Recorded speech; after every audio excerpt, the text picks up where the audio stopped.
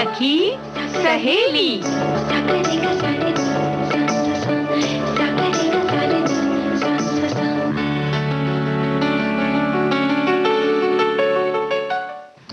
सभी सखियों सहेलियों को मंजू द्विवेदी और रेणु चतुर्वेदी का नमस्कार। रेणु जी, आज संविधान दिवस है। भाई सबसे पहले तो मंजू जी बहुत दिनों बाद आई हैं, तो इनका स्वागत कर लेते हैं कार्यक्रम में। जी बहुत बहुत धन्यवाद, आपको भी सखियों को भी।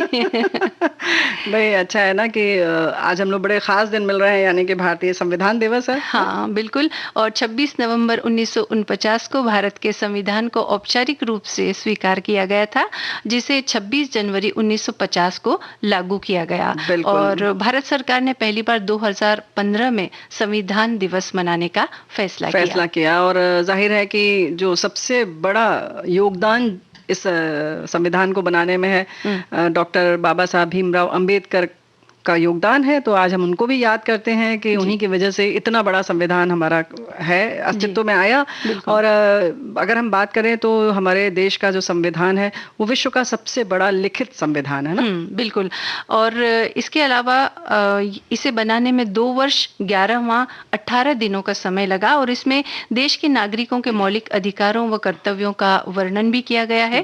और संविधान की जो असली प्रतियां हैं वो हिंदी और इंग्लिश दोनों भाषाओं में है, अब भी सुरक्षित है ना? और जिस समय लागू हुआ उस समय इसमें 395 अनुच्छेद, 8 अनुसूचियां और 22 भाग थे, जो आज बढ़कर मतलब काफी ज्यादा बढ़ गए हैं। जैसे जैसे समय और जरूरत होती है उस हिसाब से उसमें संशोधन किया जाता है, परिवर्तन किया जाता है और कुछ चीजें जोड़ दी जाती हैं। लेकिन मंजू, अगर बात करें हम लोग अपने संविधान की, तो विश्व के बहुत सारे ऐसे देश हैं जहां महिलाओं को उतनी बराबरी का दर्जा नहीं मिला हुआ है जितना हमारे संविधान ने हमें दे रखा है। जी बिल्कुल, महिलाओं के अधिकार भी इसमें सुरक्षित रखे गए हैं, और जितने अधिकार पुरुषों को है उतने ही अधिकार महिलाओं को भी दिए गए हैं। तो ये हमारे संविधान की कुछ विशेषताएं हैं जिन पर हमें गर्व करना ही चाहिए, क्योंकि जैसे कि वोट देने का अधिकार है, हमारा यही बहुत बड़ा अधिकार है जिसे हम समझ नहीं पाते। हाँ बिल्कुल। और सोचते हैं कि वोट देना यानी छुट्टी का दिन समझ करके घर में रह जाते हैं, लेकिन ऐसा नहीं करना है। जब भी चुनाव हो तो आप वोट देने के लिए जरूर जाइए, क्योंकि ये आपका अधिकार है, कर्तव्य भी है। बिल्कुल। तो संघात्मक भी है और एकात्मक भी है, यानी एक सरकार चलाती है देश को, और वहीं जब बात आती है तो जैसा कि है कि जनता के लिए, जनता द्वारा सरकार है। तो ये सब हमारे देश की विशेषताएं हैं, सबसे बड़ा गणतंत्र है। तो ये सारी चीजें जो है, तो इस पर हमें तो नाज है। बिल्कुल बिल्कुल नाज है। और आज एक और शख्सियत को हम याद करते हैं, डॉक्टर वर्गीस कुरियन को हम याद कर रहे हैं। उनकी आज जयंती है। श्वेत क्रांति के जनक उन्हें कहा जाता है। और जहाँ एक तरफ पहले दूध की कमी थी देश में, वहीं इनके सहयोग से, या कहें कि इनकी क्रांति की वजह से दूध का एक मुख्य उत्पादक देश बन गया हमारा देश। बिल्कुल। और मतलब एक था तो दूध, लेकिन एक योजनाबद्ध तरीके से जब कोई कार्य होता है तो उसकी परिणति ये होती है, ये इन्होंने दिखा दिया कुरियन जी ने। क्योंकि छोटी छोटी, जैसे कि उन्होंने पहले समितियां बनाई, सहकारी समिति बनाई, फिर उस तरह से जब बना के और एक जगह दूध इकट्ठा हुआ और फिर उसको सप्लाई करना शुरू किया, तो बिल्कुल क्रांति आ गई। क्योंकि लोगों को समझ में नहीं आता था कि हम बेचे कैसे, कहाँ बेचें, उसका सही भाव मिल रहा है नहीं मिल रहा है। तो जो ये छोटे छोटे जो है ना उद्योग की तरह से उसको लेकर और एक संगठन कर दिया, और एक जो कहते हैं ना ऑर्गेनाइज्ड वे में जब काम होता है तो उसका परिणाम होता है, देखने को मिलता है। और इनकी जीवनी पर एक फिल्म बनी है, मंथन। तो अगर आप जानना चाहते हैं उनके बारे में अधिक, तो ये फिल्म भी आप देख सकते हैं। और इसमें पूरी की पूरी जो क्रांति की जो कहानी है, कहाँ से शुरुआत हुई और कहाँ तक ये पहुंची, इसके बारे में पूरी जानकारी आप ले सकते हैं। तो आज हम उन्हें भी याद करते हैं। और आज एक और खास बात है आज के दिन में, यानी कि 26 नवंबर आज के दिन, वो आज प्रबोधिनी एकादशी है, या कहीं कहीं पर इसे कल भी मनाया गया है, लेकिन विशेष तौर पर कहा जा रहा है कि आज जो है यानी देव उठनी एकादशी या प्रबोधिनी एकादशी है ना। तो भाई हम प्रबोधिनी एकादशी के बारे में तो बताएंगे, लेकिन उससे पहले ये बता दें कि आज हम सफल महिला के विषय के अंतर्गत शुभ स्मिता त्रिपाठी के बारे में बताएंगे। और जब सर्दियां आ रही हैं तो रूखेपन को किस तरह से संभाला जाए, बाय बाय किया जाए, वो भी बात करेंगे। और कितना सही है कभी भी हम जो टीका टिप्पणी कर देते हैं उसके बारे में। और खान पान कैसा होना चाहिए, ये बहुत विशेष बात है। क्योंकि सर्दियों के दिनों में खान पान का जो मजा है वो बिल्कुल अलग होता है। विवाह जो है वो क्या ये संस्था क्या करती है और क्या क्या हमारे लिए इम्तिहान लेके आती है कि मजा लेकर आती है, ये भी बात करेंगे। हाँ, बिल्कुल करेंगे, लेकिन उससे पहले एक गीत सुनवाते हैं अपनी सखियों को।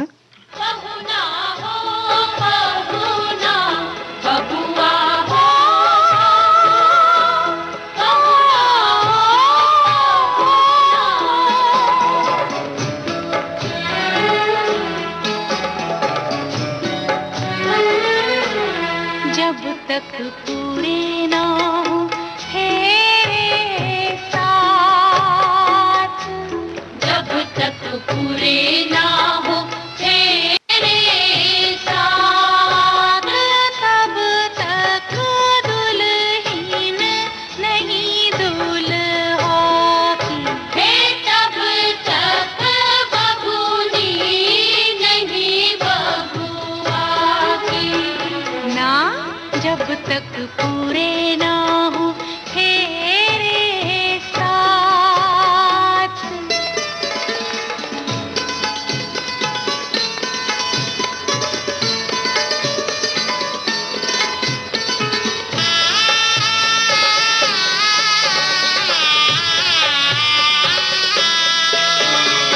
अब ही तो बबुआ पहली ही भंवर पड़ी है, अब ही तो पाहुना दिल्ली दूर बड़ी है, वो पहली ही भंवर पड़ी है, दिल्ली दूर बड़ी है। करनी होगी तपस्या सारी रात, जब तक पूरे ना हो तेरे साथ, तब तक दुल्हन नहीं दुल्हा की, तब तक बबूनी नहीं बबुआ की ना, जब तक पूरे ना हो तेरे साथ।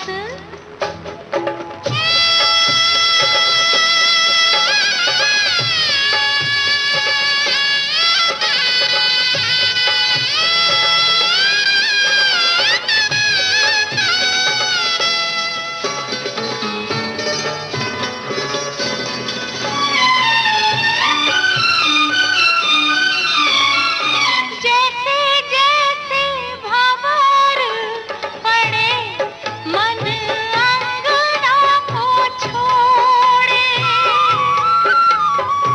एक एक भंवर नाता अनजानों से जोड़े, मन घर अंगना को छोड़े, अनजानों से नाता जोड़े, सुख की बदरी आंसू की बरसात, जब तक पूरे ना हो तेरे साथ, तब तक दुल्हन नहीं दुल्हा की, तब तक बबूनी नहीं बबुआ की ना, जब तक पूरे ना हो तेरे साथ।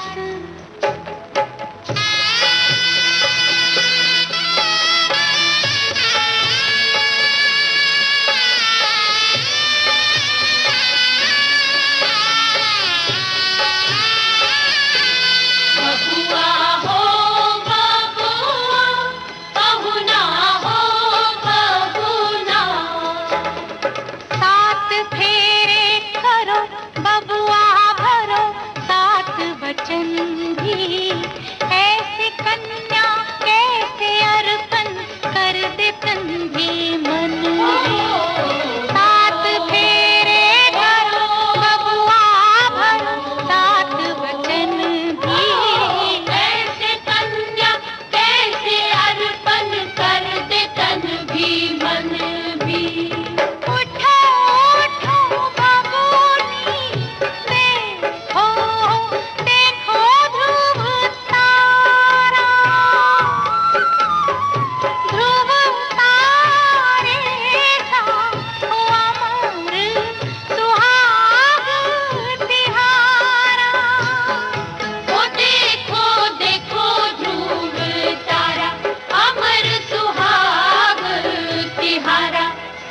तू फेरे साथ जन्मों का साथ, जब तक पूरे ना हो तेरे साथ, तब तक दुल्हन नहीं दुल्हा की, तब तक बबूनी नहीं बबुआ की ना।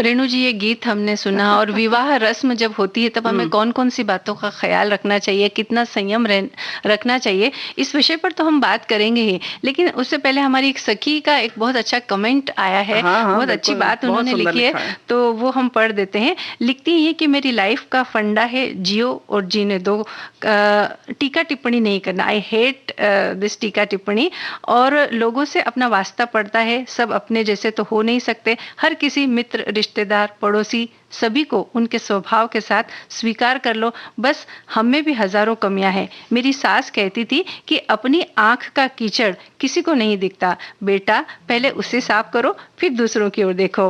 वो बात मैंने गांठ बांध ली and then I am happy. आज मैं करूंगी, कल कोई मुझ पर करेगा। सो मनुष्य हम सभी हैं और कभी कभार ऐसा हो जाता है, तो ऐसे विचारों को हमें त्यागना चाहिए। क्या बात है, क्या बात है, बहुत सुंदर, बहुत ही बढ़िया हमारी सखियां लिखकर भेजती हैं। लेकिन जो हम प्रबोधिनी एकादशी की बात कर रहे थे, इसको देवोत्थान एकादशी भी कहते हैं, देव उठनी एकादशी भी कहते हैं। तो तुलसी जी के विवाह की रस्म हम लोग अदा करते हैं इसमें, और पहले जैसे बीच में गोल बना के चौक पूरते थे, वैसे अल्पना आदि बना के और फिर गन्ने का मंडप बनाया जाता है। और तुलसी जी को हरि वल्लभा भी जैसे कहते हैं, विष्णु प्रिया भी कहते हैं, कहते हैं विष्णु जी को बहुत प्रिय है। तो शालिग्राम बगल में रख के उनका विवाह कर दिया जाता है ना। बिल्कुल।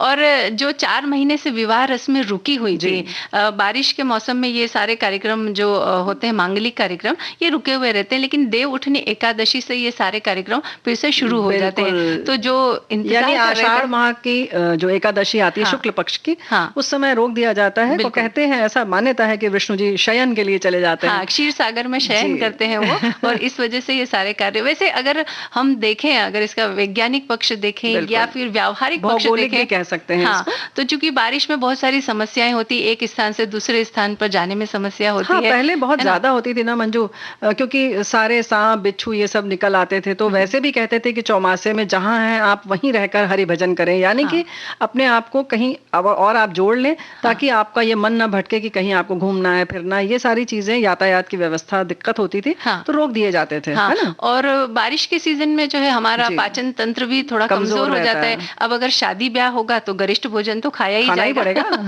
तो पेट की खराबी के भी बहुत सारे आसार उस समय रहते हैं, इसलिए भी ये कार्यक्रम रुका होता है। वैसे अगर हम सोच विचार करें इस बात पर रेणु जी, जैसे कि शादी ब्याह चल रहा है, दूल्हा तोरण मारने के लिए तैयार है और बारिश आ जाए तो क्या हो?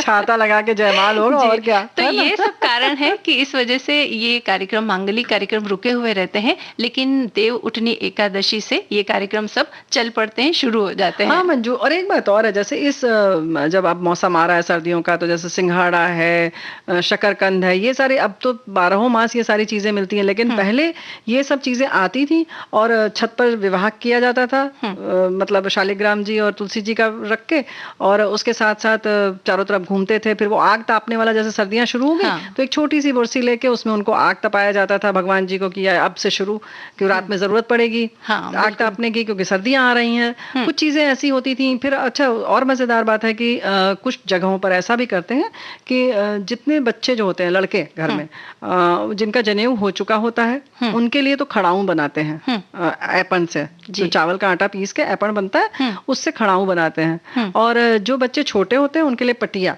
अच्छा। हाँ, जो स्कूल पहले लेके जाते थे ना पटिया, उसमें क ख ग घ लिखते थे। हाँ, हाँ। तो बड़ा मजा आता था, छत पे हम लोग गिन गिन के बनाते थे, अच्छा ये फलाने भैया की, ये फलाने भैया की, ये फलाने भैया की। तो ऐसे ऐसे ऐसे करके खूब खड़ाऊं और पटिया बनती थी। अच्छा। तो ये एक तरह से कहना चाहिए कि एक तो ये भी रहता कि इसी बहाने हम याद करते हैं अपने भाइयों को, अपने परिवार के सदस्यों को। उसके साथ साथ कुछ ना कुछ अलंकार बनाना, ये सब कलाकारी भी आ जाती है, चित्रकारी का ये एक तरीका था, हमें लगता है ना। और ये पर्व और उत्सव आते ही इसीलिए रेणु जी कि हम अपनों को याद करें, अपने लोगों से संबंध बनाए रखें, उनसे वार्तालाप करें, और साथ मिलकर के जब हम ये उत्सव मनाते हैं तो जीवन में एक नवीनता भी आ जाती है, और बहुत सारे रीति रिवाज इस बहाने, और हमारे जो रीति रिवाज है वो तो बिल्कुल वैज्ञानिक आधार पर ही बनाए गए हैं। तो अब इसलिए देखो भी ना, मौसम का जैसे फल आया, वैसे हो सकता है हम गन्ना न खा पाए, पूरी सर्दियां निकल जाए। हाँ। लेकिन इस बहाने घर में जब मंडप बनाया जाएगा तुलसी जी के विवाह के लिए, तो गन्ना आएगा, और जब गन्ना रखा होगा तो खा भी लेंगे हम, है ना। और तुलसी के महत्व को भी हमें जानना जरूरी है हाँ। कि सर्दी के दिनों में जब सर्दी खांसी हमें सताती है तो तुलसी का काढ़ा बना करके पिया जाता है, चाय में डाल करके हम पीते हैं। तो वो भी एक तरीके से कह सकते हैं कि औषधि है। हाँ। तो उस औषधि का उपयोग करना चाहिए, उसके महत्व को हमें समझना चाहिए, इसलिए और उसकी साज संभाल बहुत जरूरी है। तो हाँ। कार्तिक मास में रोज उसके नीचे दिया जलाते हैं। हाँ। क्योंकि सर्दियां जब शुरू होती है तो तुलसी का पौधा वैसे भी सब जानते हैं कि बहुत नाजुक होता है, बहुत जल्दी मुरझा जाता है। तो जब ये सर्दियां शुरू होती हैं तो पहले उनके नीचे रोज शाम को जब हमारी सब बहनें जो है घर में पूजा अर्चन करती हैं या दिया जलाती हैं, तो तुलसी जी के आगे भी, पौधे के आगे भी एक दिया जला देते हैं, थोड़ी सी गर्माहट मिलती है।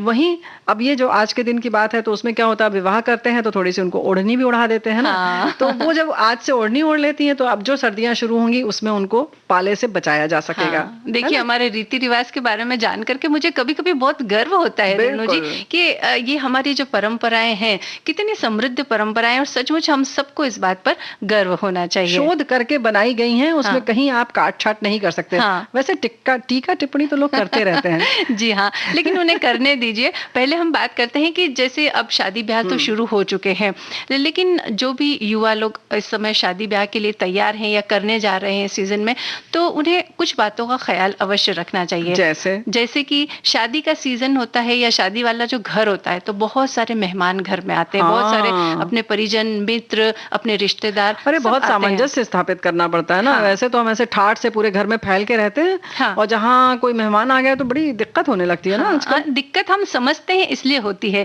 लेकिन शादी ब्याह होते ही इसीलिए है। वैसे अभी कोरोना काल की अगर हम बात करें तो बहुत थोड़े लोगों के साथ ही इस कार्यक्रम को हमें संपन्न करना है, लेकिन हम जो ये बात कर रहे हैं एक नॉर्मल दिनों की हम बात करें कि हमें। लेकिन मंजू, आजकल भी जो लोग आ रहे हैं, ठीक है, अब तो और होटल वगैरह नहीं मिल रहे हैं, तो आपके परिवार में आके रह रहे हैं, जितने लोग हैं उतने में भी थोड़ा सा जो होता है ना कि इम्तिहान का समय तो हो ही जाता है। हाँ। शादी ब्याह में लोग आते हैं, या खाने में समय बेसमय की दिक्कत हो जाती है।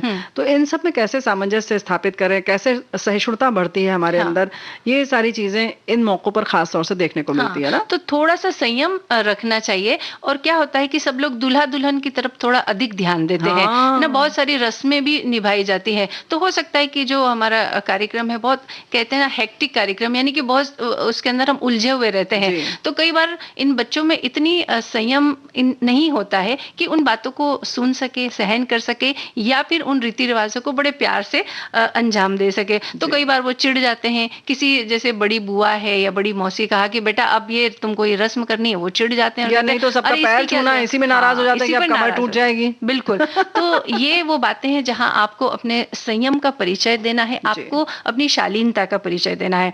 इसके अलावा एक बात ये भी है कि जब ये शादी होती है तो दो घरों का मिलन होता है, उसमें दूसरे परिवार के बहुत सारे दूसरे लोग मिलते जुलते हैं, आते हैं, वहां भी रस्म अदायगी होती है।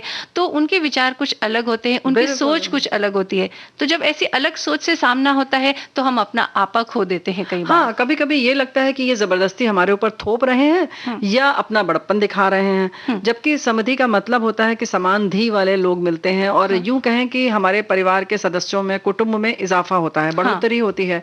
दो परिवार मिल रहे हैं, बढ़ रहा है हमारा परिवार, तो और उससे भी पहली बार चूंकि मिल रहे हैं, तो रस्म और रिवाज बहुत अलग होते हैं, हमें लगता है। और वहीं पर लोग कहना शुरू करते हैं, हमारे घर में तो ऐसा नहीं होता है, और हम नहीं होने देंगे। अरे भाई, ऐसा नहीं है, दो रिवाज आप अपने कर लीजिए, दो उनके भी कर लीजिए। अब आप चार रस्म अदा कर लेंगी तो क्या सुना है ना, और अच्छा लगेगा। बिल्कुल, तो यही तो हमें शालीनता का परिचय देना है कि उनकी भी भावनाओं की कदर करें, हाँ, और उनके रस्म रिवाज की भी कदर करें और थोड़ा उनका भी मन रखने की कोशिश करें। अब एक और बहुत बड़ी समस्या आती है विवाह के समय, वो ये है कि जैसे दूल्हा बारात लेकर के जाता है, तो बाराती जो है वो अपने आप को शहंशाह की तरह समझते हैं। बाराती मतलब बाराती समझते हैं। हाँ, और लड़की वालों की तरफ से चूंकि इतने लोग होते हैं तो हो सकता है कहीं थोड़ी कमी रह जाए, तो वो इस बात सकती है, क्योंकि इंसान है। और भाई जो आए हैं आपके घर, लड़की वालों के घर भी, वो हमेशा वही नहीं रहते, क्योंकि आजकल परिवार में 4 या 6 सदस्य होते हैं। जब विवाह होता है तो और लोग आते हैं। अब जाहिर है जो आए हैं उनके स्वभाव से आप वाकिफ नहीं हैं। ठीक है, आपके परिवार में है इस वक्त, कहने के लिए वो लड़की वालों की तरफ से है, लेकिन उनका स्वभाव भी हो सकता है कम धैर्य वाले हों वो भी। बिल्कुल, तो उस समय आपको अपनी शालीनता का परिचय वहां भी देना है कि थोड़ी सी कोई कमी रह जाए तो उसे सहज रूप से स्वीकार करें। और अगर आप शालीनता से कह दें कि भाई मुझे इस चीज की आवश्यकता है, तो हो सकता है उसकी पूर्ति हो जाए, और अगर ना भी हो तो आप अपने स्तर पर उस कमी को थोड़ा पूरा करने की कोशिश करें और संयम का परिचय दें कि इतने 10 लोग जहाँ इकट्ठे होते हैं तो थोड़ी कमी रह जाती है, तो उसे सहज रूप से स्वीकार करें। मतलब ऐसा समझें कि जैसे आपके घर जब कोई मेहमान आता है तो ऊंच नीच होती रहती है, समय बेसमय में होता है, कुछ कमी रह जाती है कहीं ना कहीं आपको। जैसे अगर आपको छोटी सी चीज होती है, जैसे अगर हम घर में चाहते हैं कि हमारा बाथरूम सूखा रहे और मेहमान आए और वो गीला हो गया, तो आप परेशान होने लगते हैं कि भाई ये क्या हो गया। तो कुछ ऐसी चीजें जब लेकिन घर में आपके मेहमान आते हैं तब आप उसको बड़े खुशी खुशी नजरअंदाज कर देते हैं। तो ऐसा करें कि जब ऐसे विवाह के मौके पर किसी ने कुछ गलत बोला या कोई चीज आपको नहीं मिल रही है घर में, तो आप उसको नजरअंदाज कर दीजिए। और कितने दिन, मंजू देखो क्या होता है शादी विवाह में, बहुत से बहुत, हद से हद 3 दिन रहता है, उससे ज्यादा अब कोई नहीं रुकता। अब तो 3 दिन में नहीं लगते हम तो ज्यादा से ज्यादा बोल रहे हैं। बिल्कुल। तो भाई जब कोई मेहमान हो सकता है आपके दूर से आए हो, या आपकी ट्रेन बाद की हो, हवाई जहाज आपका देर का हो, तो हो सकता है 3 दिन, तो आप थोड़ा सा तो एडजस्ट कर लीजिए। और होता क्या है, अगर इस समय कोई लड़ाई झगड़ा हो जाता है तो जो नव दंपति है उसके जीवन पर इस कड़वाहट का बहुत असर होता है, क्योंकि वो तो अपना नया जीवन शुरू करने जा रहे हैं, और इन बातों की कड़वाहट अगर शुरुआत में ही घुल जाएगी तो आगे उन दोनों को सामंजस्य बिठाने में कठिनाई होगी। तो ये एक खुशी का माहौल होता है, खुशी का वातावरण होता है और खुशी का उत्सव होता है। बिल्कुल, तो यही हम कहना चाह रहे थे कि इसको ये मान के चलें कि हमको इसको मतलब पूरी तरह से इसका मजा लेना है, और इसको एक मनोरंजन की जगह बना देनी है। तो फिर देखिए कितना मजा आएगा। जैसे हम पर्यटन स्थल पर जाते हैं तो वहां पर कुछ भी नहीं मिलता है, फिर भी हम मजे से रहते हैं ना। तो कुछ ऐसा ही इसको सोचे, तो संगीत का भी मजा लेते हैं। हाँ।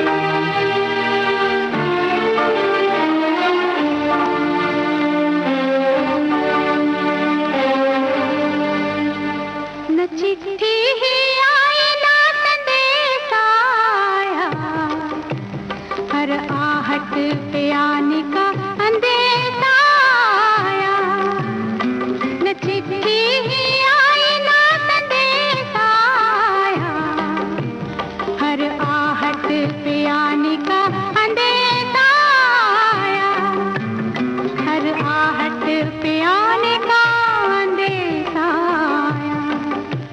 कोई छोटी फूटी केवड़िया हिलाते रे, कोई मेरे माथे की बिंदिया सजाते रे, कोई मेरे माथे की, कोई मेरे माथे की बिंदिया सजाते रे। घूंघटा गिरा है जरा, घूंघटा उठाते रे। ये गीत हमने सुना, बहुत मीठा और मधुर गाना है ये, है ना? उतना ही सुंदर इसका दृश्य भी है। हाँ, और इसके जो म्यूजिक देखेंगे ना तो ऐसा लगता है कानों में रस घुल गया है सचमुच। और अब खान पान की बात करते हैं। हाँ, अच्छा अच्छा खाएंगे तो अच्छा अच्छा बोलेंगे भी। बिल्कुल। और यूं ही नहीं लोग मिश्री की तरह बोलते हैं, जब अच्छा खाते हैं तभी बोलते हैं। बिल्कुल सही कहा आपने रेणु जी। और पहले हमारी सखियों ने जो इस बारे में लिखा है कुछ फेसबुक पर, वो पढ़ के सुनाते हैं। सखी लिखती है कि सर्दियां मतलब सेहत बनाने के दिन, हरी सब्जियों का मजा इस समय सबसे ज्यादा आता है। मेथी के पराठे, पालक का दही वाला रायता, मटर की कचौरी, धनिया की पूड़, बड़ी मूली के भिन्न भिन्न उपयोग और न जाने क्या क्या। सच कहूँ तो रेणु जी, मुझे ये मौसम बहुत पसंद है। अरे भाई, अभी मुंह में पानी आ गया। ये तो मौसम आगे पसंद की सुनिए। बात कर रही है। बस बस, अच्छा ठीक है, सुन लीजिए रेणु जी, और भी मजा आएगा। देखिए, और इस समय तो मैं घर से ही काम कर रही हूँ, तो सही मायने में सब्जियों का मजा बचपन में जैसे लेती थी, बस उसी तरह ले रही हूँ। और काम के साथ और पूरे घर के सदस्यों की सेहत पर भी ध्यान दे रही हूँ। और एक और हमारी श्रोता है, वो लिखते हैं कि जहां तक सर्दियों में खान पान की बात है, तो इस मौसम में वो चीजें खानी चाहिए जिनकी तासीर गर्म हो, ताकि शरीर में ठंड के प्रभाव को कम किया जा सके। वैसे तो इस मौसम में खाने पीने का मजा ही कुछ अलग है और सब खान पान पच भी जाता है, लेकिन हमें कई बातों का ख्याल भी रखना पड़ेगा, जैसे ज्यादा ठंडी चीजें नहीं खाएं और बासी भोजन भी नहीं खाएं, इससे भी स्वास्थ्य बिगड़ सकता है। बासी भोजन तो कभी भी नहीं खाना चाहिए, किसी भी मौसम में ना खाएं। ताजा खाने की तो मतलब ताजा खाना तो अमृत ही होता है। तो इन सारी चीजों का ख्याल रखें। ये तो है कि बिल्कुल लाल लाल टमाटर आते हैं, हरी हरी मटर आती है, और धनिया की भी खुशबू जो इस समय होती है बिल्कुल अलग होती है। तो सारे जो फल हैं, जो सब्जियां हैं, वो बिल्कुल अपने जो कहना चाहिए ना कि इस समय शबाब पर होते हैं, शबाब पे रहते हैं, हृष्ट पुष्ट रहते हैं, तो हमें भी उतना ही पौष्टिक वो देते हैं सारी चीजें। बिल्कुल। और सर्दियों के मौसम में पाचन तंत्र बहुत मजबूत होता है, इसलिए ये दिल खोलकर खाने की इजाजत हमें देता है। और इसमें विविधता भरे अनाज, सब्जियां, फल खाने की जितनी स्वतंत्रता इस मौसम में होती है, उतनी किसी और मौसम में नहीं होती है। बिल्कुल। और इसके साथ साथ जब व्यायाम कर लेते हैं, क्योंकि गर्मियों में आप व्यायाम करते हैं तो आपका मन नहीं करता, क्योंकि इतना ज्यादा पसीना हो जाता है कि आप परेशान हो जाते हैं, और शरीर में कहीं ना कहीं परेशानी तो होती है, क्योंकि बैलेंस भी बिगड़ता है, इलेक्ट्रोलाइट। तो इस समय जो है आपको पसीना होता नहीं है, तो आप जितना चाहे उतना व्यायाम करें और जितना चाहे उतना खाएं। बिल्कुल, सब पच जाएगा, और पच करके जो आपको पौष्टिकता देगा वो साल भर के लिए एक स्टोर एनर्जी की तरह आपके पास में रहेगा। आपका सीजन है, स्वास्थ्य बनाने का सीजन है। बिल्कुल। और इस मौसम में हम कुछ मसाले भी खा सकते हैं रेणु जी, जैसे कि गरम मसाले, वो अगर हम गर्मी में खाएंगे तो हमें नुकसान देंगे और बहुत गर्मी भी बढ़ जाएगी, जैसे कि दालचीनी है, लौंग है, अदरक है, हल्दी है, ऐसी चीजें। हाँ, सौंठ है। जैसे इन्होंने कहा ना, हमारे एक साथी ने लिखकर भेजा ना कि गरम तासीर की चीजें खाएं, तो ये गरम तासीर वाली चीजें यही हो गई।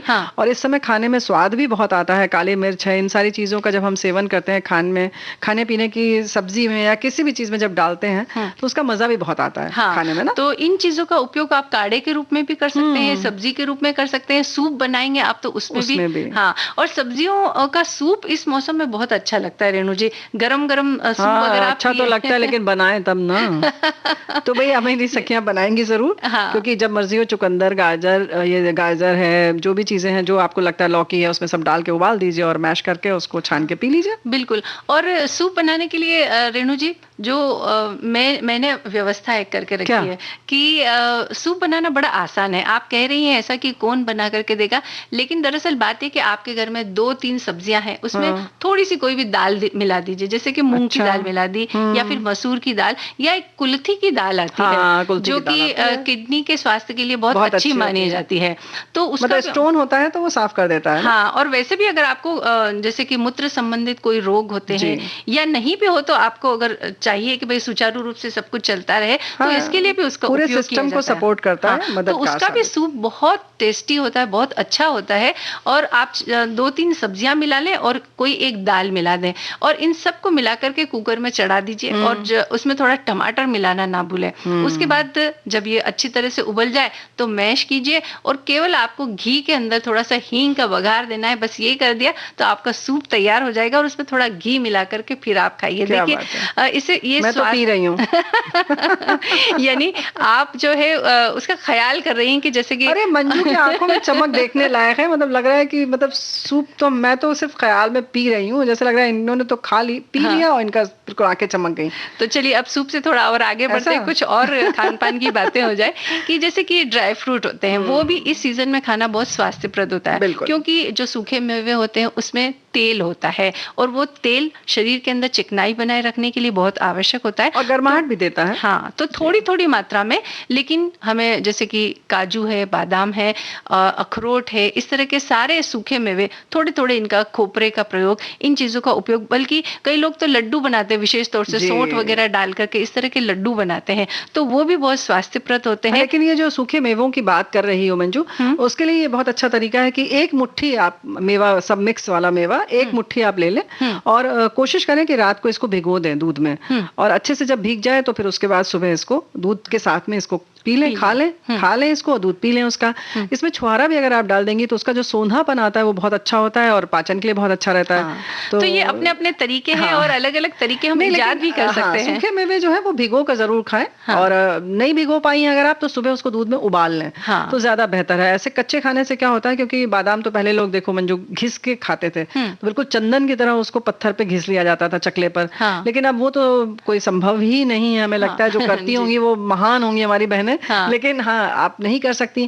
तो चबाने के लिए अगर आपने कच्चा खाया तो चबाने में बहुत समय लगेगा और फिर यही होगा कि 4 दिन के बाद आप छोड़ देंगे उसको। तो भाई इसलिए हमने बताया कि आप सुबह या तो उसको दूध में उबाल लें या रात में ही भिगो दें और फिर सुबह उसका सेवन करें। तो इन सारी चीजों का ख्याल रखें। इसमें मूंगफली भी आप डाल सकती हैं जी। और सर्दियों में आंवले से दोस्ती करना बहुत आवश्यक है, मतलब सबसे दोस्ती ही करनी है, ये समझ लीजिए आज के कार्यक्रम का जो हमारा विषय है, दोस्ती। हाँ, है ना। और आंवला एक ऐसी चीज है ना रेणु जी कि ये पूरे साल भर आपको तरोताजा रखेगा और जो भी कमियां हैं आपके शरीर में उनकी पूर्ति कर देगा। और ये सीजन होता है आंवले का, इसमें ताजे ताजे आंवले आते हैं, तो आंवले को आप किसी भी रूप में प्रयोग कर सकते हैं, चाहे तो उसकी सब्जी बनाए, चाहे तो उसकी चटनी बनाए। चटनी बनाने का एक बहुत ही आसान रास्ता यहाँ हम बता सकते हैं। जैसे आप धनिया की चटनी बनाते हैं तो धनिया की चटनी बनाते वक्त 2 आंवले को काट करके उसके साथ मिला दें और उसके बाद चटनी बनाए, तो ये धनिया की चटनी को और भी ज्यादा स्वादिष्ट भी बनाएगा और साथ ही साथ आपको आंवले की पौष्टिकता भी मिल जाएगी। कई लोग आंवले में जो है ना विटामिन सी भी बहुत होता है, वहीं पर आयरन होता है, यानी लौह तत्व भी होता है, तो लौह तत्व भी हमारे लिए शरीर के लिए जरूरी है। और विटामिन सी जैसे सर्दी में सर्दी जुकाम जब होता है उसके लिए भी सहायक है और वहीं हमारी रोग प्रतिरोधक क्षमता को भी बढ़ाता है। तो आंवला हर दृष्टि से आंखों की रोशनी के लिए बहुत अच्छा है। तो चटनी जैसे बताया, कुछ लोग अचार डाल के रख लेते हैं, अब तो इसकी मुरब्बा तो भाई क्या बात है, कहने क्या।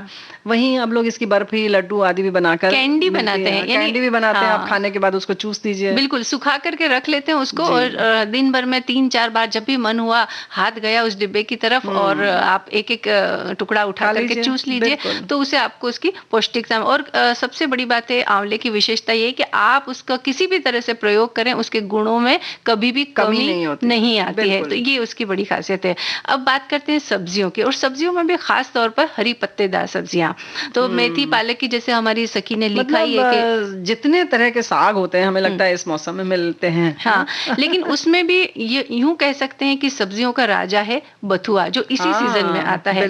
बथुओं के गुणों से हम लोग अब थोड़े अनभिज्ञ हो गए, पता नहीं बहुत लोगों को, लेकिन बथुआ ये केवल सब्जी नहीं है बल्कि एक औषधि की तरह काम करता है। इसमें इतने सारे गुण होते हैं और इतनी बीमारियों को ठीक करने की इसमें ताकत होती है। इसका आप दही के साथ अगर सेवन करें तो ये बहुत ज्यादा उपयोगी हो जाता है। दही का जैसे पहले ही हमारी सखी ने लिखा है कि रायता बनाकर बहुत अच्छा लगता है और रायता वाकई बहुत स्वादिष्ट लगता है। हालांकि कुछ लोग इसको उड़द की दाल में सतपैता बनाते हैं उबाल कर, तो सतपैता भी बनाते हैं। तो ये सारी चीजें हैं जिसको जैसा रुचे, लेकिन अगर रायता आप खाती हैं तो वाकई बहुत अच्छा लगता है। तो उसकी आप सब्जी बनाइए, रायता बनाइए, चटनी बनाइए, उसकी पूड़ी बनाइए। हाँ, एक तो है आटे में सान कर होता है, लेकिन वहीं आप इसका अगर आपने सूखा है तो उसको भरकर भी बनाए तो आपको साबुत ऐसे सीधे सीधे साग अंदर जाता है। तो रेशे भी अंदर जाते हैं तो आपके पाचन तंत्र को भी मदद मिलती है कहीं ना कहीं, और वहीं पौष्टिकता भी मिलती है। आयरन तो इसमें इतना ज्यादा होता है, और कहीं लोहे की कढ़ाई में आपने उबाल दिया तो क्या बात है ना, या उसमें बना दिया।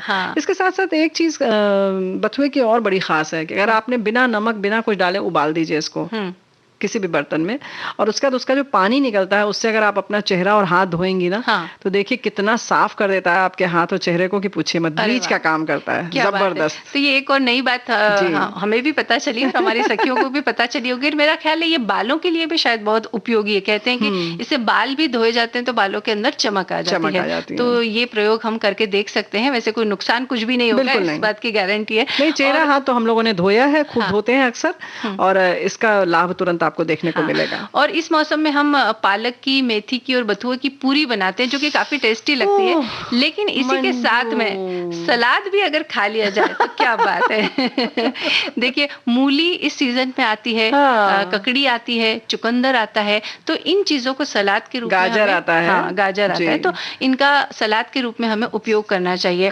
और मूली को कहते हैं रेणु जी कि ये प्रकृति का क्रीम रोल है, ऐसा कहा जाता है। यानी इतने गुण होते हैं इसके अंदर। और सुबह सुबह अगर खाली पेट मूली खाई जाए या दोपहर के खाने के वक्त खाई जाए, रात के समय मूली नहीं खाना चाहिए। तो सुबह आप मूली खाइए और देखिए उसके कितने गुण होते हैं, उन गुणों का लाभ लीजिए। और बस इसी तरह से और कोई व्यंजन अगर आपके दिमाग में आ रहे हो या और कोई ऐसी बात खान पान से संबंधित हो तो हमें बताइए। हाँ, पालक की सैंडविच हम बताएंगे बाद में। अच्छा चलिए सुनते हैं अब एक गीत।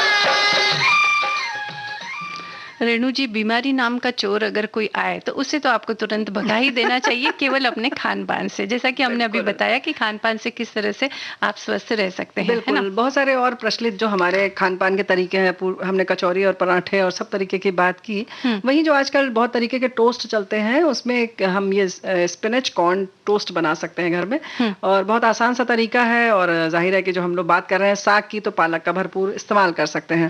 तो पालक को पहले धो के साफ करके थोड़ा सा करीब 1-1.5 इंच चौड़ा चौड़ा काट लें, यानी बहुत बारीक ना काटे उसे, थोड़ा सा ऐसे चौड़ा चौड़ा सा काट लें, थोड़ा बड़ा। और उसके साथ साथ कॉर्न, जो अमेरिकन कॉर्न आता है यानी मक्का, उसको अलग से उबाल कर रख लें। और उसके जो दाने हैं वो आप 1 मुट्ठी करीब ले लें। और अगर ये 200 ग्राम या 250 ग्राम पालक है तो वो आप साफ करके आपने काट के रख लिया। उसके साथ साथ ये उबाल लें, कॉर्न को भी उबाल के आप रख लें एक तरफ। और इसके बाद जो पानी को चढ़ा दें उबलने के लिए अलग से, कॉर्न उबला हुआ है उसके लिए नहीं, हम दूसरे पालक के लिए कह रहे हैं, ब्लांच करने के लिए उसको। तो पानी जब उबलने लगे तो उसमें पालक डालें और बस हार्डली, मतलब मुश्किल से 1 मिनट के अंदर उसको निकाल लें। तो बस हल्का सा, बस वो मुलायम होगा और आप उसको निकाल कर उसको छन्नी में रख दें, ताकि अतिरिक्त पानी जो है वो बह जाए, बल्कि कोशिश करें कि कम से कम पानी डालें। और उसके बाद उसमें चाहे तो आप हल्का सा नमक और काली मिर्च डाल दें। अब आप एक कढ़ाई में या पैन में थोड़ा सा चीज़ या बटर लेके, मक्खन लेकर उसमें डालकर, और इन दोनों चीज़ों को डालकर मिलाएं। और 1 मिनट चलाने के बाद दोनों चीज़ें जब मिल जाएंगी, चीज़ डाल देंगी उसमें, तो बस उसको आप, ये पेस्ट आपका तैयार हो गया। अब आप टोस्ट के ऊपर इसको रख कर इस बने हुए मतलब पेस्ट को, जिसमें कि मक्का भी है और पालक भी है, तो बड़ा सुंदर सा रंग भी आता है और बड़ा अच्छा लगता है जब मक्के के दाने मोती जैसे उसमें दिखते हैं। और जब चीज के लच्छे उसके ऊपर गिरते हैं ना, तो वो दिखने में ही इतना अच्छा लगता है कि बस खा लें अभी। जी हाँ, तो बस इसको रख के आप चाहें तो जो भी तरीका आपके पास है सेकने का, उस पर रख के सेक लें। और अगर आपके पास बाकी कुछ नहीं है तो इसको पैन में भी टोस्ट को, मतलब ब्रेड को रख कर गरम कर लें और उसके ऊपर इस पेस्ट को फैला दें। उसके बाद चीज अगर चाहे तो आप थोड़ा सा डाल दें, तो उसके साथ साथ आपको थोड़ा सा वो कुरकुरा नीचे से हो जाएगा और ऊपर की चीज भी थोड़ी पक जाएगी, मुलायम रहेगी और वो बहुत खाने में खा सकते हैं। और ऊपर से चाहे तो आप कुछ और भी उसमें जो भी चाहे ड्रेसिंग के लिए डाल सकती हैं, यानी लाल मिर्च या काली मिर्च का पाउडर डाल सकती हैं, बिल्कुल, ऑरिगेनो या जो भी चीजें चलती हैं आजकल। यानी छोटे छोटे प्रयासों से हम बहुत सारी ऐसी चीजें बना सकते हैं या ऐसे काम कर सकते हैं रेणु जी, छोटे छोटे प्रयासों से। जैसे कि आज गुरुवार है, गुरुवार के दिन हम सफल महिला की बात करते हैं, लेकिन आज हम सफल महिला में एक सफल बच्ची की बात करेंगे। आजकल हमने देखा है कि नन्ही नन्ही बच्चियों ने भी कुछ ऐसे काम कर दिखाए हैं जो अनुकरणीय है या जिसकी मिसाल दी जा सकती है। यूं ही नहीं, बच्चों को जो कहते हैं ना कि 26 जनवरी के दिन परेड में साहसी बच्चों को दिखाया जाता है, कुछ कुछ तो वो ऐसा कर देते हैं ना कि उन्हें वीरता का पुरस्कार दिया जाता है या साहस का पुरस्कार दिया जाता है। तो इसी कड़ी में आज हम बात करेंगे शुभास्मिता त्रिपाठी की। ठीक है, ये छोटी बच्ची है और लेकिन अगर सोच बड़ी हो तो सीमाएं बेमतलब हो जाती हैं, न छोटी उम्र मायने रखती है और न संसाधनों की कमी आपके इरादों को प्रभावित कर पाती है। यही साबित कर दिखाया है ओडिशा के सुदूर गांव पेंठा की शुभास्मिता त्रिपाठी ने, और उसकी पहल इतनी असरकारक थी कि दूर तक उसकी सराहना हुई और अंतर्राष्ट्रीय बाल शांति पुरस्कार 2019 के लिए उसे नामित किया गया। और वही वाली बात है ना कि पहली बात तो इतने आप संवेदनशील हो जाए। बच्चों को आमतौर पे कहते हैं कि इन सारी कुछ भी दिखता नहीं है, परेशानी दिक्कत कि क्या है या जिम्मेदारियां नहीं समझते अपने। लेकिन ये जो है शुभास्मिता के लिए की बात अगर हम बात करें तो कितनी छोटी सी उम्र में उन्होंने समस्या को समझा और उसके निराकरण की योजना बनाई और उसको कार्य रूप में परिणित भी कर दिया ना। बिल्कुल, हम सोचते हैं कि कुछ करने के लिए बहुत कुछ बड़ा करना जरूरी, लेकिन नहीं, ऐसा नहीं है। हमारे छोटे छोटे कदम भी अगर आगे बढ़े तो वो भी एक बड़ी मिसाल बन जाते हैं। इसका जीता जागता उदाहरण है शुभास्मिता। तो ओडिशा के तट पर एक गाँव है पेंठा, और जलवायु परिवर्तन का असर उस गाँव पर हुआ और गाँव के कुछ हिस्से समुद्र में समा गए, जिसकी वजह से करीब 3 किलोमीटर के क्षेत्र में जितने घर थे वो जलमग्न हो गए, और इस वजह से उन लोगों के सामने रहने और खाने पीने का संकट आन पड़ा और बच्चों की पढ़ाई तो बिल्कुल ही छूट गई। सामान्य जीवन अस्त व्यस्त हो गया। तो इसी गांव की शुभास्मिता जो 8वीं क्लास में पढ़ रही थी, स्कूल जाने पर अपने कई साथियों को उन्होंने अनुपस्थित पाया तो वो दुखी हो गई, और उन्हीं दिनों एक इंटरनेशनल विकास एजेंसी ने इस प्राकृतिक विपदा से निपटने और इस दौरान अनुकूल व्यवहार करने की ट्रेनिंग उस इलाके इलाके के बच्चों को दी, तो संवेदनशील सजग शुभास्मिता जल्दी ही प्रशिक्षण लेने वाले स्थानीय बच्चों की लीडर बन गई। एक मॉनिटर जैसे होता है, क्योंकि हाँ। स्थानीय तौर पर जब कोई होता है तो कार्य में करने में आसानी हो जाती है। जो कोई भी संस्था अगर शुरू करनी हो तो आपको स्थानीय तौर पर सहयोग चाहिए होता है, तो जाहिर है कि इसमें शुभस्मिता ने बहुत मदद की। हाँ, और इन बच्चों की लगातार मीटिंग होती, समस्याओं की पहचान और उससे बचाव के मसले पर चर्चा होती, और इसी दौरान शुभास्मिता ने पाया कि ड्रॉप आउट करने वाले सहपाठियों की स्कूल वापसी आज की सबसे बड़ी जरूरत है। तो फिर क्या था, वो जुट गई इस मिशन पर, और किसान पिता और हाउसवाइफ माँ की इस लाडली ने कई माता पिता को बच्चों की स्कूल वापसी के लिए तैयार करने में सफलता हासिल की। बेशक राह आसान नहीं थी, कुछ ने बात को बचपना समझकर खारिज किया, तो कुछ ने विपदा में दाल रोटी के जुगाड़ को अहम बताया। लिहाजा स्कूल वापसी की बात करने पर शुभास्मिता को कई लोगों की नाराजगी का शिकार होना पड़ा, जो कि होता है आमतौर पर होता है। और फिर खासतौर से लड़कियां अगर कुछ करती हैं तो उन्हें बहुत ही गलत तरीके से लिया जाता है, और उसको मतलब यूं कह सकते हैं गलत के साथ साथ बहुत हल्के में लिया जाता है कि पता नहीं इनको क्या पड़ी है, हम पढ़े नहीं पढ़े, हमारे बच्चे पढ़े चाहे नहीं पढ़े, तुमको क्या करना है। अच्छा, बच्चों को तो हम वैसे भी डांट देते हैं, फिर कक्षा 8 में पढ़ने वाली बालिका को कौन समझता। लेकिन जब आप जुट जाते हैं किसी काम के लिए तो जाहिर है कि जब बड़े बड़े पहाड़ झुक जाते हैं तो फिर तो इंसान ही थे। हाँ, और शुभास्मिता ने इन बातों से हार नहीं मानी, और झुकना बिल्कुल उन्हें गंवारा नहीं था, और कठिन डगर पर अपना पहला कदम वो बढ़ा चुकी थी, और पीछे मुड़ना उन्हें गंवारा नहीं था। तो उसने अभिभावकों को पढ़ाई की अहमियत के बारे में बताया, कुछ ने गांव वालों की मदद से तो कुछ ने शिक्षकों की मदद से स्कूल वापसी की, और शुभास्मिता ने शुरुआत में 22 ड्रॉप आउट बच्चों की पहचान की और फिर प्रयास कर उन बच्चों को स्कूल तक वापस लाई, और ये प्रयास अब भी जारी है। बहुत मुश्किल काम। प्यारी सी बच्ची के इस जज्बे को हम सलाम करते हैं मंजू, क्योंकि बहुत सारे जो संस्थाएं हैं, बहुत सारे लोग इसमें काम कर रहे हैं, लेकिन जो परिणाम चाहिए वो नहीं मिल पा रहा है। शायद कहीं ना कहीं कोई कमी रह जा रही है, या सचमुच मुश्किल काम है। लेकिन जो हम इस बिटिया की अगर बात करें तो वाकई सलाम तो बनता है ना। हाँ, और इन नन्हे कदमों का जो नन्हा प्रयास है वो वाकई में सराहनीय है, या यूं कहें कि अनुकरणीय है। बिल्कुल।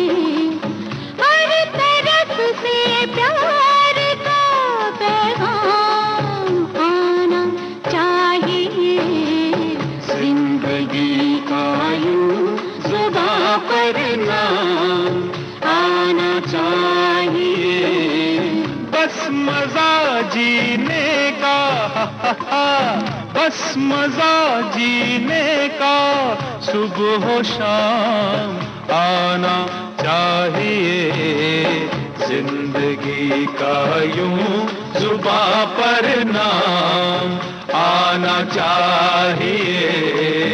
आदमी को आदमी के काम आना चाहिए, जिंदगी का यूं जुबां पर नाम आना चाहिए, जिंदगी का यूं जुबां पर नाम।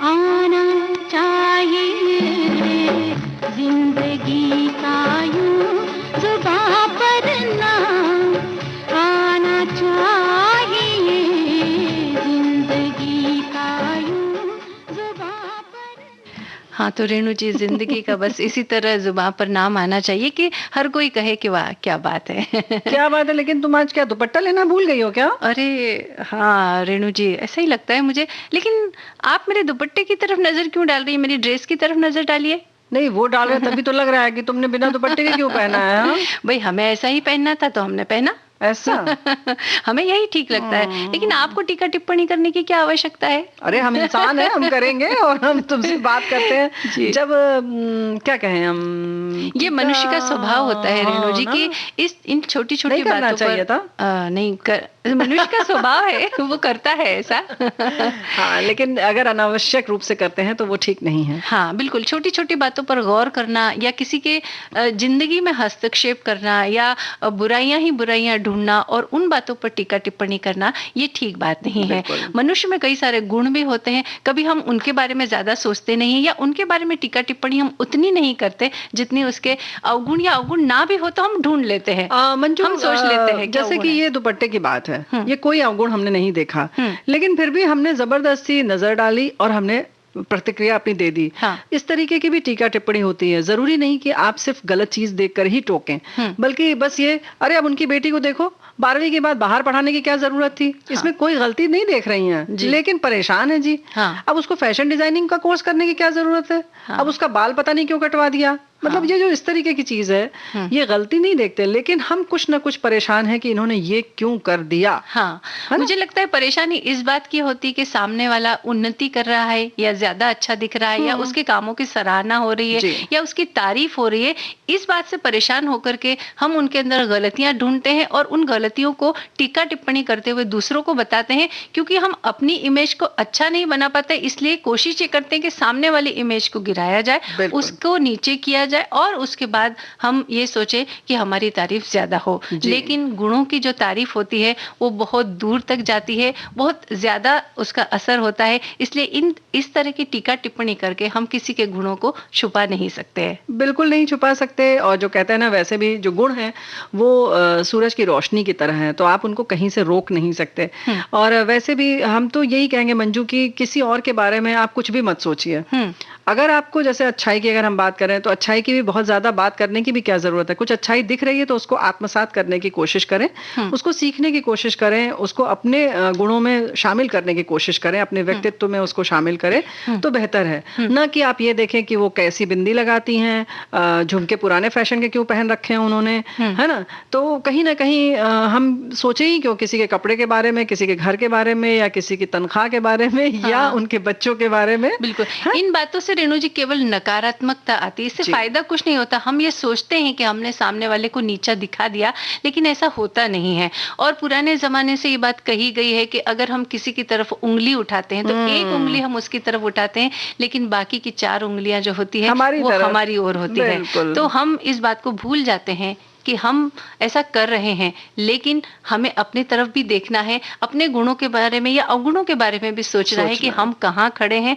और हम दूसरों के बारे में बोल करके किसी भी तरह से अपने आप को आगे नहीं बढ़ा सकते या ऊंचा नहीं बना सकते। जी हाँ, और अपने गुणों के बारे में भी क्यों, अपने ही अवगुण गुण जो भी हैं उनके बारे में सोचें, अपने परिवार के बारे में सोचें, उसमें क्या और इजाफा किया जा सकता है, क्या बेहतर किया जा सकता है। हो सकता है कि आप में कोई ऐसा गुण न हो, लेकिन फिर भी बढ़ोतरी की गुंजाइश हमेशा बनी रहती है। तो कुछ कुछ और सोचें कि हम क्या नया कर सकते हैं। और अगर हम बात करें, जैसे अभी आज हमने बात की इन बिटिया की, तो कुछ ऐसा क्या नया कर सकते हैं क्या, जरा उस पर भी सोच लें। तो क्या जरूरी है दूसरों को बदलना तो हमारे वश में नहीं, लेकिन खुद को बदलना ये हमारे वश में है। नहीं है, बिल्कुल भी नहीं है मंजू। ऐसा है कि दूसरों के बारे में तो टीका टिप्पणी करना भी आसान है और बदलने की कोशिश भी कर लेते हैं हम लोग, लेकिन अपने के बारे में तो टीका टिप्पणी करना भी बहुत मुश्किल है। और बदलना तो बहुत दूर की बात है। बिल्कुल, लेकिन कोशिश करें कि आप अगर कुछ ऐसी बात हो तो अपने आप को बदलें और छोटी छोटी बातों के लिए दूसरों के ऊपर टीका टिप्पणी ना करें, चाहे वो आपका कार्यस्थल हो, चाहे घर हो, चाहे रिश्तेदारी की बात हो या आस पड़ोस के लोगों की बात हो। आप अपने बारे में सोचिए और हो सके तो दूसरों के गुणों के बारे में देखिए, पहचानिए और जैसा आपने कहा आत्मसात कीजिए, है ना?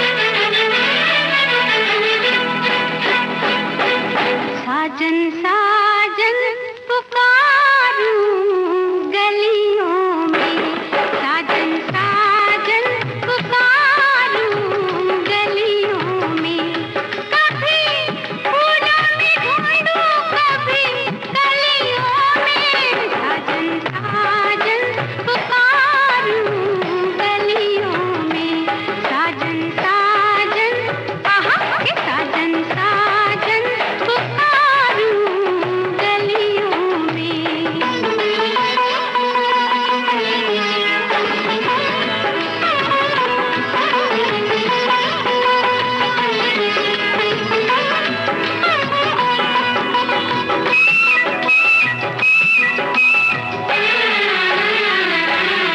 ऐसे रूठा है बेदर्दी कहा ना माने, ऐसे रूठा है बेदर्दी कहा ना माने, मेरे जी के मेरी जान की कदर ना जाने, मैं उसी जुल्मी के नैना मस्ताने, कभी फूलों में ढूंढूं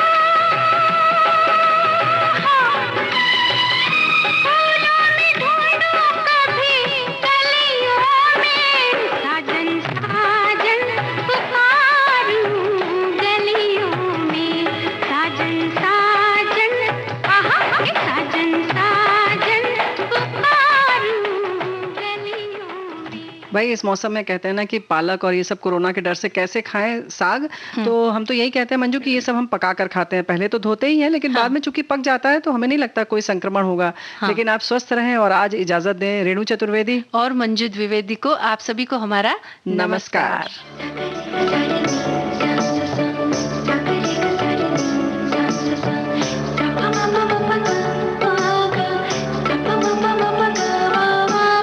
सखी सहेली